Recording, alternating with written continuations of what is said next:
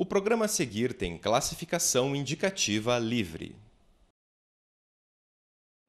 No final do século XIX, o passeio público era o principal ponto de encontro e de lazer dos curitibanos.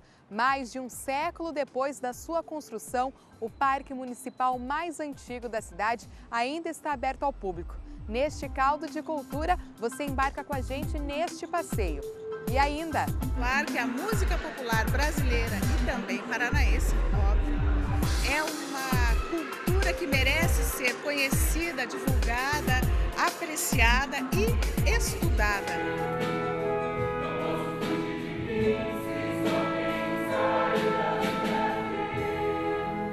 Aí eu começava a escrever tudo assim, para ver se a rima não aparecia.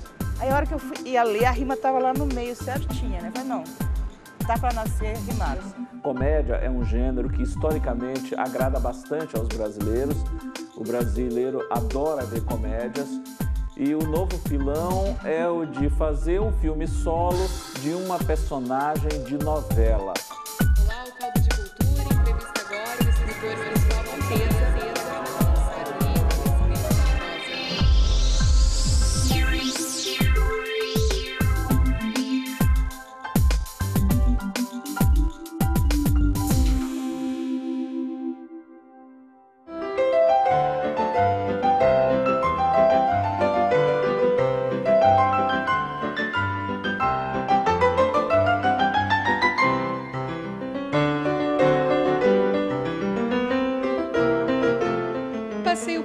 De Curitiba foi criado em 1886 por iniciativa do presidente da província, Alfredo Toné.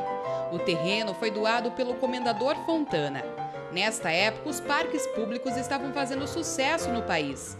A inspiração veio dos famosos jardins e parques europeus. Passeio público, né? Em que época que ele foi construído? Era normal já ter esses parques aqui no Brasil? Veja, essa ideia ela é, na verdade, europeia. Quando você tinha naquelas grandes vilas da nobreza, grandes jardins que às vezes eram abertos ao público, né? Me parece que a ideia de um parque feito para o público não existia. Quer dizer, ou talvez existisse, mas era rara. Então essa ideia chega no Brasil, na verdade, com a corte portuguesa, em 1816. E Dom João VI, ele tomou as providências, porque ele queria que o Rio de Janeiro fosse uma cidade de nível europeu, né? Porque ele estava transferindo a capital do Império para cá e ele queria que fosse uma cidade sofisticada. Então ele toma as primeiras providências, funda o Jardim Botânico, Parque da Água Branca, aqueles parques tradicionais do Rio de Janeiro, é ele que começa, né? E como o Rio de Janeiro era a capital, claro que as outras grandes cidades começam a copiar, né, a imitar a ideia.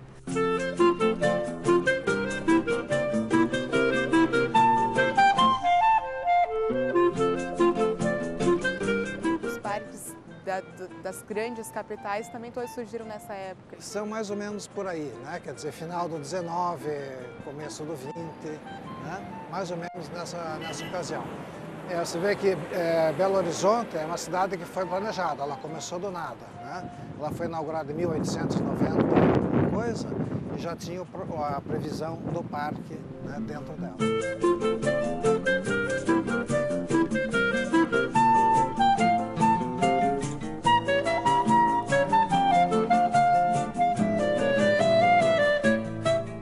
E aqui em Curitiba, o parque foi construído mais ou menos em que época? Também 1800 e... Final do século XIX, né? A data oficial parece que é 1915, 1919, né? Uma coisa assim. Mas já vinha sendo cobrado pela imprensa, né? Que Curitiba não tinha, né, esse grande item de cosmopolitismo que era um parque para as pessoas passearem, né? Então, vamos dizer, cobrado pela imprensa, então, e acaba surgindo, né? Quando surge a vontade política, surge a coisa também. E quais são as características iguais desses parques, né? O senhor falou que é uma época de romantismo. Quais são as características que a gente pode pontuar que fala, olha, o passeio público de Curitiba lembra o passeio público de Belo Horizonte, das cidades europeias? Veja, todos eles, a gente, olhando superficialmente, a gente tem a sensação de que é parecido. Não os europeus, porque os europeus têm aquela coisa de serem os jardins das vilas nobres, né, da nobreza. Então, lá daí cada um segundo a sua época, né? No Brasil daí já se parte para ideias mais genéricas. Então esse romantismo era uma ideia muito frequente no final do XIX. O modernismo na estética, na arte, na arquitetura, ele não existia ainda, né? E a ideia era o romantismo, quer dizer, essa ideia de você ter um bosque que lembrasse seres mitológicos, né?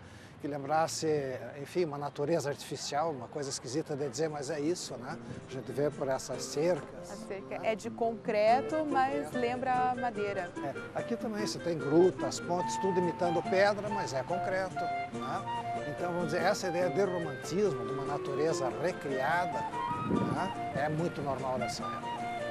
Este portão que a gente tem aqui atrás, professor, ele é baseado no portão do cemitério de Cães lá de Paris? Isso, vamos dizer, a semelhança é tão grande que não dá para dizer que seja apenas semelhança. Ele foi copiado realmente, né? É a mesma ideia, o mesmo desenho, tudo igual, né? Copiado de lá.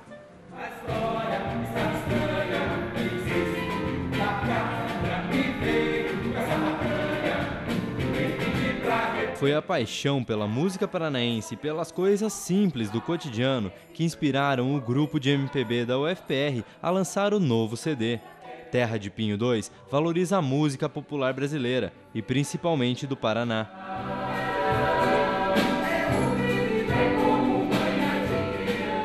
Nosso projeto, ele vem de uma paixão muito grande pela música e uma admiração que nós temos pela composição que se faz no Paraná, pela produção dos compositores do Paraná, que é muito rica, muito boa. O que motiva esse CD é justamente o gosto por essas composições. Criado em 1994, a partir do coral da universidade, o grupo de MPB da UFPR completa 19 anos e lança seu segundo CD. Usando composições de artistas paranaenses, o grupo foca em questões como a sátira e o cotidiano. O CD é o resultado de uma pesquisa contínua que estuda a cultura e a música do nosso estado. O trabalho atual é bem diferente do primeiro, lançado em 1998. Nós temos no nosso primeiro CD uma leva de canções mais ligadas aos temas do amor, algumas coisas mais politizadas, com críticas sociais. Agora, nós temos uma temática muito mais ligada ao cotidiano, à satirização da própria cultura curitibana. É claro que se fala também de amor, mas a linguagem é tão diferente, é muito diferente. E isso foi apaixonante para nós, perceber como o modo de compor das pessoas se transformou durante esse período. Quando surgiu, o objetivo do grupo era usar a música popular como contraponto à música erudita, já feita pelo coral da UFPR. Vários músicos e artistas paranaenses têm suas composições interpretadas pelo grupo, como Valtel Branco, Theo Ruiz, Estrela Leminski e Efigênia Rolim.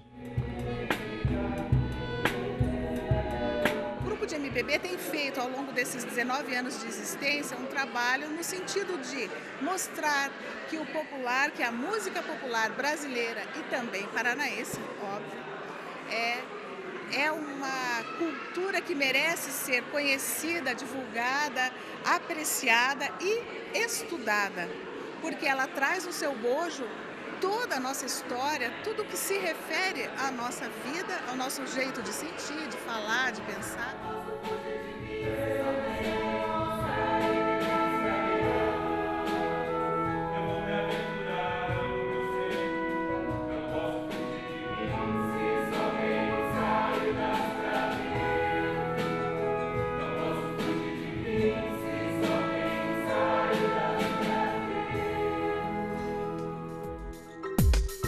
No próximo bloco, continuamos nossa caminhada pelo parque mais antigo de Curitiba e uma entrevista com a escritora Leone Oliveira. É daqui a pouco no Caldo de Cultura.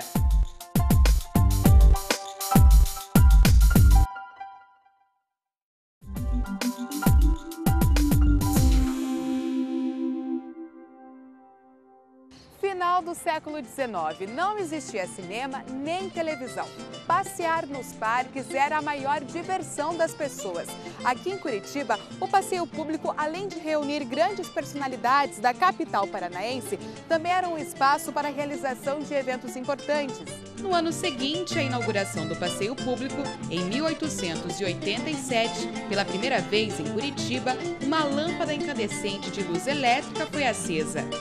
No começo do século XX, em 1909, foi dali que Maria Alda alçou voo no balão e fez uma aterrissagem desastrada no telhado da Catedral de Curitiba.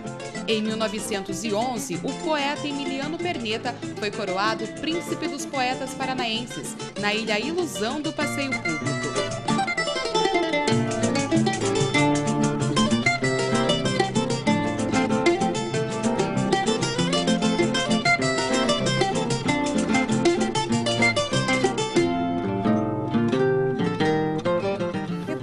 Aqui, esses parques, na época, eles serviam de encontro para as pessoas sempre passeavam. Como é que era a relação que a população tinha, digamos, com esses parques?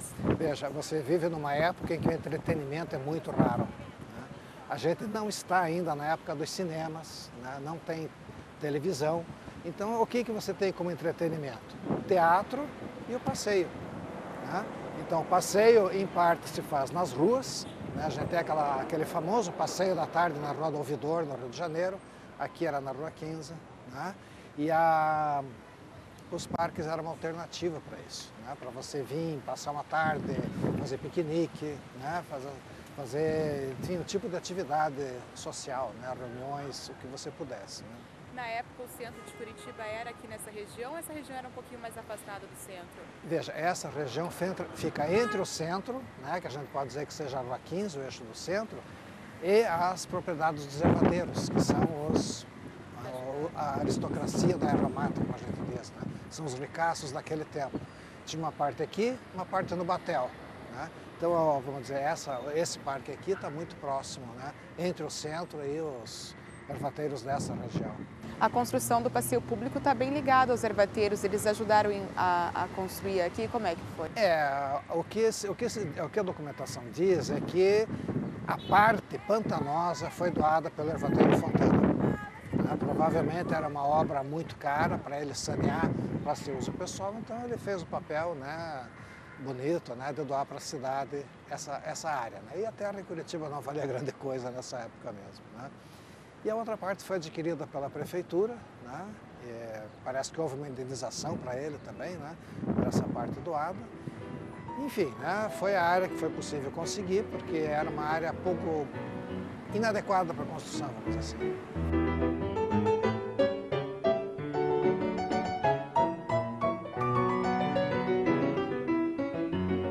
Professor, além dos passeios, né, o senhor falou que não era uma época de tanto entretenimento, aqui também aconteceram grandes acontecimentos, né, invenções, eles estreavam aqui no passeio, tinha essa relação também? O mesmo fator, né? Tinha poucos espaços públicos, né? Pouco entretenimento e poucos espaços públicos, né? Então hoje você tem uma quantidade enorme de auditórios, de locais onde é possível fazer um evento, né? Naquela época aqui, externo era o único, né? E o clima de Curitiba não é muito, né, favorável para eventos externos, mas acontece, né? Então, vamos dizer, era um local prestigiado para esse tipo de coisa.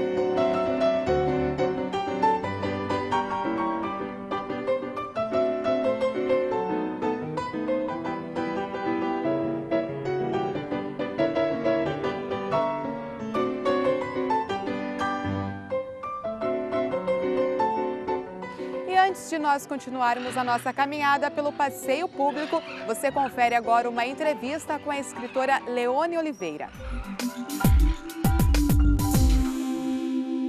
Leone Oliveira, é um prazer tê-la aqui no Caldo de Cultura. E eu estava vendo os teus livros, né, analisando a tua obra. Você tem desde canções, poemas, prosa, texto para teatro. Você acha que isso é uma coisa da literatura contemporânea, né? Que os escritores não estão assim sempre presos numa corrente, nem precisa estar preso numa corrente? O que você acha disso? Olha, natural. Você quer escrever uma canção, escreve uma canção? A canção ela vem como canção. O poema vem como poema. A prosa vem como prosa. Não assim uma especialização, digamos assim, né? Mas uma clínica geral. Mas uma clínica geral muito bem atenta ao seu cotidiano, né? A gente tem ali o manual do pior vendedor do mundo. Guia prático do pior vendedor do mundo, e é um guia mesmo. Como você surgiu? Veio da tua vivência? Então, quando eu montei o guia prático do pior vendedor do mundo, ele na verdade, ele é um curso de vendas, né? Só que ao contrário. As entrelinhas. Ele é como se eu estivesse dando um curso, mas só que ao contrário, né? E é muito interessante, assim, sabe? As pessoas leem e dizem, nossa, mas eu me identifiquei, eu já passei por isso. e tem muita coisa ali que parece absurda, mas que aconteceu de verdade. Eu escrevi, na verdade, assim, mais como uma brincadeira, sabe? Esse aí. Na verdade, ele tem uma conotação quase de romance, né? De conto, na verdade. A poesia é algo que me toca muito mais forte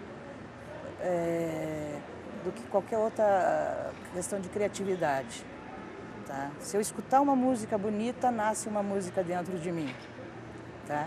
Agora, a poesia não. A poesia ela tem que ter, ela é muito uterina.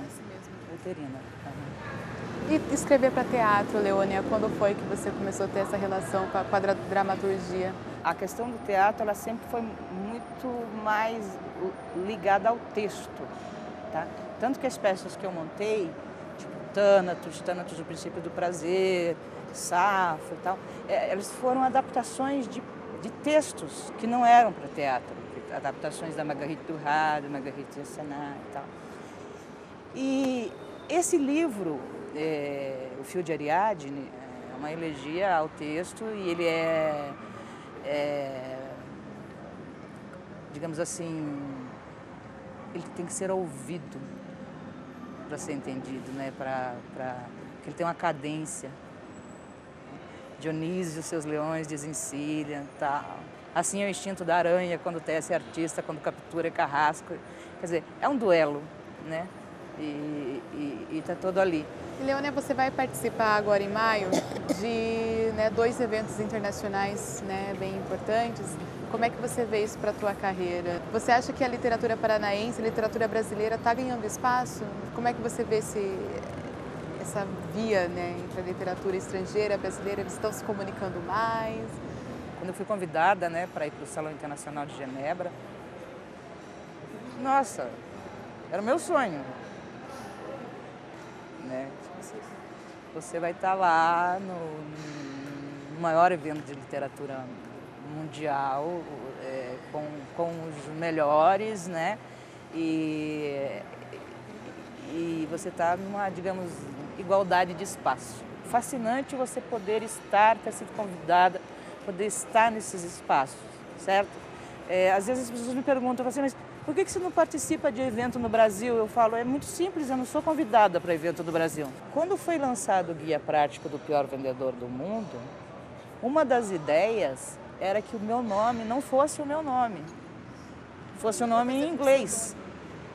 Fosse o nome em inglês. Entendeu? Porque se fosse o nome de um homem em inglês, era outra história.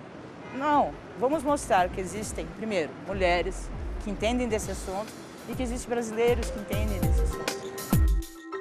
A nossa caminhada pelo Passeio Público de Curitiba continua no próximo bloco. E ainda, as críticas de cinema com Marden Machado. É daqui a pouco no Caldo de Cultura.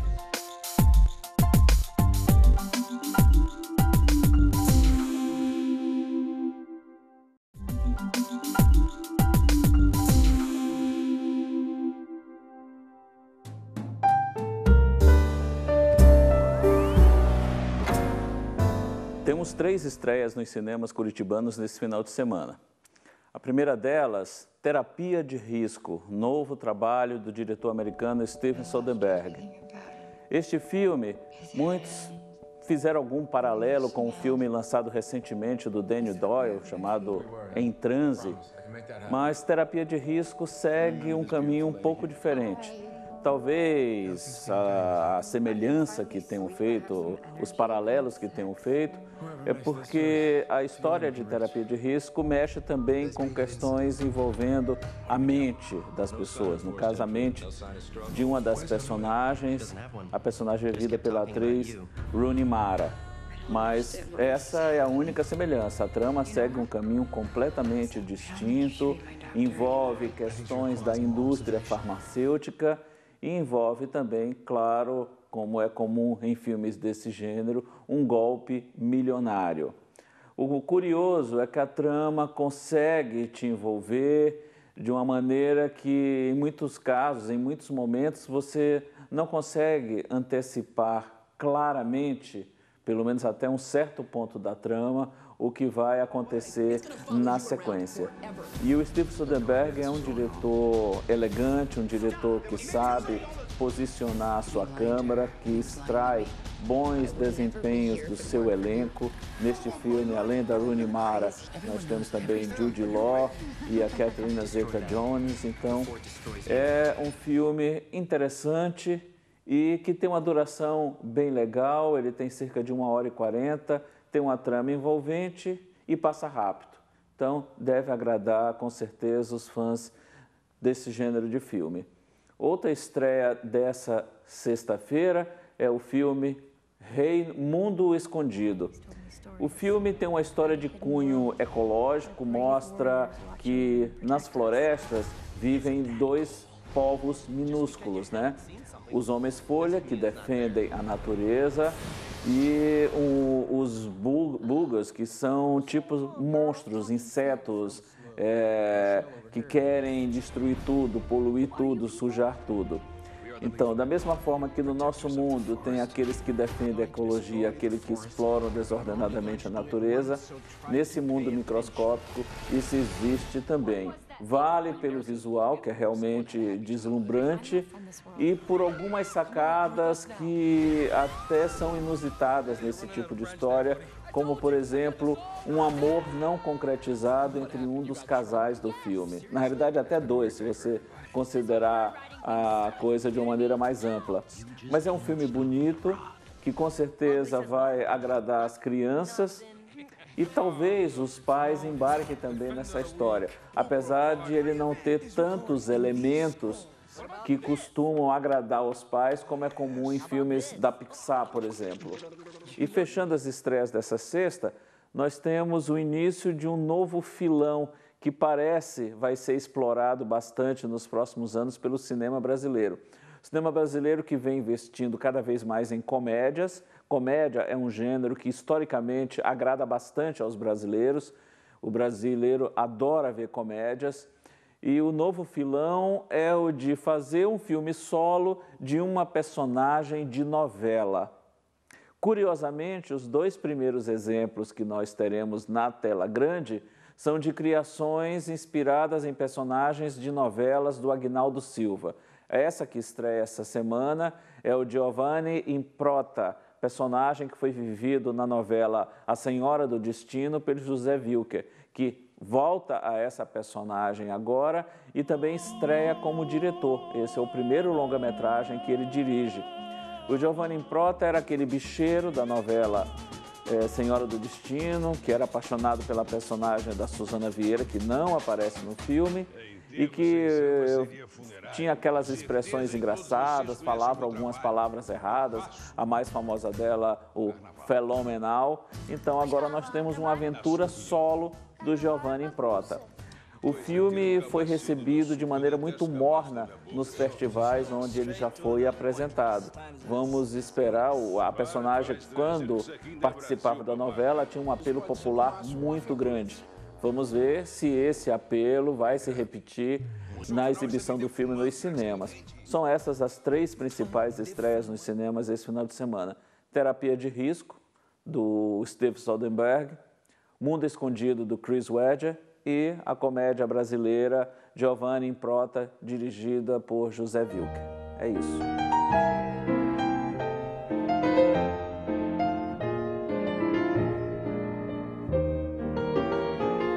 dia ensolarado, uma tarde azul, um passeio no parque não é nada mal. Hoje, o passeio público talvez não seja o principal ponto de encontro dos curitibanos, mas ainda é muito frequentado por aqueles que querem sentar, conversar, namorar, levar as crianças para brincar e até mesmo apostar na jogatina. Boa parte da estrutura original ainda é mantida. Algumas foram alteradas, como o coreto, construído em 1910. Outras permanecem como eram no começo do século, como a Ponte Molha Canela, inaugurada em 1916 e dava acesso à Ilha dos Amores.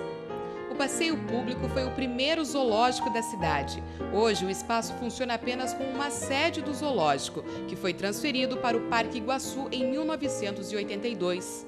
Ainda é possível encontrar no passeio público diversas espécies de animais, se encantar com as aves e pássaros, como as araras.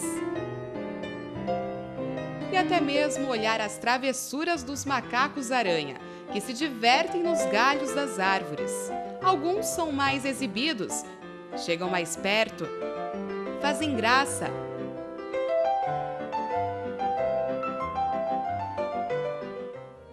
O lago, as árvores ainda convidam o público para um belo passeio.